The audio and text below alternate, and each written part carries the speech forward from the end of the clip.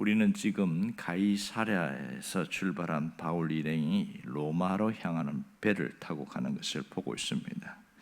이 가이사랴에서 출발을 하는 이 아드리아 무테노라는 배는 그 배의 목적지인 루기아의 무라라는 곳에 도착을 했고요. 거기서 배를 한 번 더 갈아타지요. 이제는 좀 더 큰 배인 알렉산드리아호라는 배에다가 갈아서 타는데, 아드리아 무테노는 무역선이었고 알렉산드리아호는 여객선입니다. 그러니까 사람도 태우고 또 물건도 싣고 하는 좀 배가 큽니다. 이 알렉산드리아호는 일반적으로 이집트에서 출발해서 다 항구를 거쳐서 마지막에 이탈리아 로마까지 가는 것이 그런 그의 목적지라고 볼 수 있습니다. 오늘 7절에 보면, 상반절에 보면 배가 드디가 여러 날 만에 간신히 니도항에 도착했다 이렇게 말합니다. 루기아의 무라항에서 출발한 이 배가 속도를 내지 못하고 간신히 이 니도라는 그것도 맞은편에 도착했다 이렇게 말합니다. 그러니까 이 북서풍의 영향이 얼마나 강했는지 알 수가 있지요. 보통 이틀 만에 올 수 있는 길을 한 2배 이상 걸려서 올 수도 있는 상황입니다. 자, 7절 하반절을 보면 이 무라항에서 니도까지 거리를 한번 세보니까 약 220km 나옵니다. 이틀 만에 올 수 있지요. 오늘 이 7절과 8절에 나온 반복되는 단어 중에 간신이라는 단어가 나옵니다. 간신히. 이 말은 많은 고생을 하면서 또 천고만고 끝에 그런 뜻을 갖고 있습니다. 그만큼 바람의 위력이 너무 셌기 때문에 항해가 굉장히 어려웠다, 그런 얘기를 하고 있는 거죠. 자, 7절에 보면 배가 어디로 가냐면 풍세가 더 이상 허락하지 않으므로 살몬의 앞을 지나서 그레데 해안에서 바람막이로도 항해를 했다 이럽니다. 그러니까 니도 맞은편에서 가는데 이 살모네라는 큰 섬이 있습니다. 이 섬이 약 200km가 넘어요. 그러니까 동서로 가도 이틀, 배로 가도 이틀 걸리는 굉장히 큰 섬이죠. 마치 구부로 섬처럼 말입니다. 그런데 그 바람이 너무 강하니까 그 섬을 끼고 뒤로 남쪽으로 항해해서 간신히 또 가게 됩니다. 자, 여기서 우리가 주목할 것은 풍세가 더 이상 허락하지 않았다 이런 말입니다. 자, 이 풍세가 허락하지 않았다는 것을 어떻게 발휘해야 될까? 단순히 이 북서풍에 의한 자연 재해, 자연 환경의 영향으로 봐야 될까? 아니면 또 다른 뜻을 생각해야 될까? 이것을 생각해야 됩니다. 여기서 풍세가 더 이상 허락하지 않았다는 것은 알렉산드리아 배하고 이탈리아까지 가야 되는데 더 이상 갈 수 없는 어려운 상황, 이 원어 뜻을 보면 원천 봉쇄되었다 이렇게 말합니다. 자, 지금 가을에서 겨울로 가는 게 굉장히 짧아졌다고 그랬죠. 겨울에는 대륙성의 어떤 기후 때문에 북서풍이 너무 강력해서 더 이상 겨울에는 항해할 수 없습니다. 그러니까 이듬해 봄까지는 쉬긴 해야 돼요. 이들이 어디까지 가냐면 8절에 보면 미항이라는 곳에 이르렀다. 저 앞에 라세아라는 곳이 있는데, 그러니까 그레데 섬에 보면 미항도 있고 라세아도 있고 또 그렇게 여러 가지 섬들이 몇 개 있다는 거죠. 또 저 밑에 가면 또 베닉스도 있고, 그레데 섬 자체가 그렇게 큽니다. 근데 거기서 배를 타고 가는데 이제 미항까지 왔단 말이에요. 그럼 여기서 멈추면 되는데 이들이 계속 무리하게 항해를 합니다. 계속 무라에서 내려오면서 또 여기까지 오는 것도 무리하게 오고, 그냥 그 있지 않고 또 여기서 또 미항까지 왔어요. 미항이라는 것은 섬 자체가 아름다운 항구라는 뜻인데, 지금도 가면 그 도시가 굉장히 아름답다고 얘기를 합니다. 그곳에서 있는데 그 섬은 좀 좁습니다. 그러니까 여기서 이제 의논을 하는 거예요. 우리가 겨울 동안 있으면 적어도 한 달에서 한 달 보름 이상을 있어야 되는데, 그럼 여기서 있으면 곤란하지 않겠냐, 이런 서로 왔다 갔다 얘기를 하죠. 그런데 나중에 우리가 이어지는 구절을 보면 바울은 기도하다가 지금 항해하면은 굉장히 위험하다, 그런 얘기를 자기는 감동을 받았어요. 그래서 바울이 뭐라고 그러냐면, 여기 미항이 좁긴 하지만 여기서 우리가 몇 달 동안 길면 2달간 여기서 머물러 있읍시다 이렇게 얘기하니까, 선주와 선장은 안 된다고, 우리가 여기에 있으려고 하면 사람이 너무 많고 그렇게 또 이게 환경도 좋지 않고 그러니까 저 65km 밑에 있는 그 베닉스까지 가자고 그렇게 얘기를 합니다. 자, 이 베닉스까지 가자고 왜 이렇게 얘기했을까? 그것은 자신들이 함도 술도 마시고 또 여유도 부리고 그렇게 자기 만족을 위한 것이었죠. 그러다가 엄청난 태풍을 만나는데 이 유라굴라 광풍이라는 것은 지금도 유명합니다. 철선으로 된 배도 지금 그때 태풍이 불면은 안 움직일 정도니까 2000년 전이니까 얼마나 강력하겠어요. 목선이니까.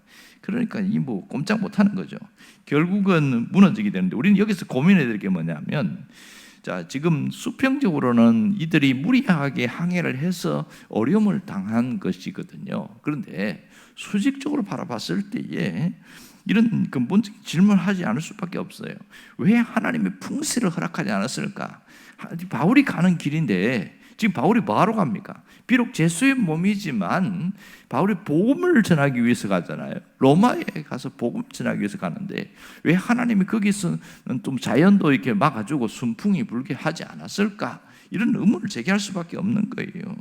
지금 로마로 가는 그 길을 하나님이 훨씬 열어줘도 더 할 텐데 지금 막아버리고 있는 상황이거든요.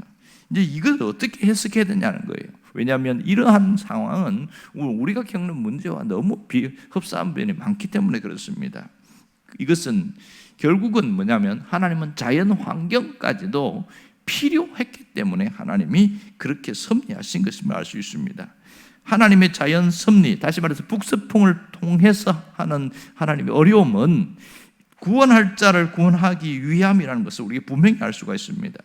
계절적으로는 지금 항해를 금지할 수 없는 겨울이 왔기 때문에 할 수 없었지만 이들이 무리하게 가고 있지 않아요. 이 모든 상황 속에 보세요. 북서풍이 여기서만 분 게 아니었어요. 이미 시돈에서 저 배가 가이사랴에서 출발해갖고 북쪽으로 저 시돈까지 갔지 않습니까? 지금 티르키예 지역에는 거기에서 갔을 때부터 벌써 바람이 세게 불기 시작합니다. 결국은 원래 그 아드리나 무테노 이 호가 각 항구마다 들리다가 가야 되는데 결국은 그렇게 못 가고 바람이 밀려가지고 저기 구브로 섬을 끼고 가지 않습니까? 이것을 누가가 기록하면서 왜 이렇게 하게 했을까? 이 구브로 섬의 중요성을 지난번에 얘기했어요. 바울이 첫 번째 전도 여행한 곳이 구브로였습니다. 거기는 중요한 두 가지 이유가 있는데 하나는 바울이 자신의 이름이 바뀌어요. 사울에서 바울로 바뀌는 결정적인 계기가 구브로 섬이었습니다. 그리고 이 구브로 섬은 자신이 전도팀의 리더가 바뀌는 그런 중요한 상황이 구브로 섬이었어요. 그래서 구브로 섬을 얘기하는 이유는 이 두 가지 결정적인 이유가 있었다는 것이고요. 그래서 또 하나는 배가 가는데 어떻게 표현하나 5절에 보면 길리기아와 밤빌리아 바다를 보고 지나갔다는 얘기합니다. 그 말은 굳이 안 써도 되거든요. 근데 누가가 굳이 이 말을 집어넣은 이유가 있어요. 길리기아는 바울이 갖고 있는 그 어떤 고향이었단 말입니다. 그가 출발했던 그것을 보면서 초심을 잃지 않게 하려고 하는 의도가 있었고요. 밤빌리아 바다는 결정적으로 마게도냐, 다시 말해서 유럽으로 가게 되는 결정적인 곳이 이 밤빌리아입니다. 그러니까 이 길리기아 바다와 밤빌리아 바다를 쭉 지나보면서 자신의 마음을 돌아보게 했다는 것을 알 수 있습니다. 로마를 복음화해야 되겠다. 고린도에서 그 마음을 먹지 않습니까? 그 계기가 어디냐? 바로 밤빌리아 바다에서 되었다는 것이죠. 이처럼 이 바울이 지나간 이 지중해의 동쪽 바다는 그냥 바다가 아니었고 하나님께서 자신을 어떻게 지금까지 이끌어왔는가 그것을 돌아보게 하고 하나님의 마음을 심정을 깊이 다시 각인하는 그런 은혜로운 바다였음을 알 수 있는 것이죠. 그 바다를 보면서 하나님을 생각하게 되었고 하나님에 대한 어떤 앞으로 지금 내가 남아있는 시간을 어떻게 살아야 되는가 결단할 수 있는 그런 시간이었음을 알 수 있습니다. 그래서 그 하나님은 자연 환경을 통해서 그렇게 만들어 나갔다는 거죠. 바울이 무라에서 배를 갈아탔지 않습니까? 알렉산드리아호를 갈아탔는데 이 배가 이제 니도라는 곳으로 쭉 갑니다. 쭉 내려가면 이제 이탈리아로 가니까요. 그런데 북서풍에 의해서 그쪽으로 가지 못하고 밀리고 남쪽으로 계속 밀려 내려옵니다.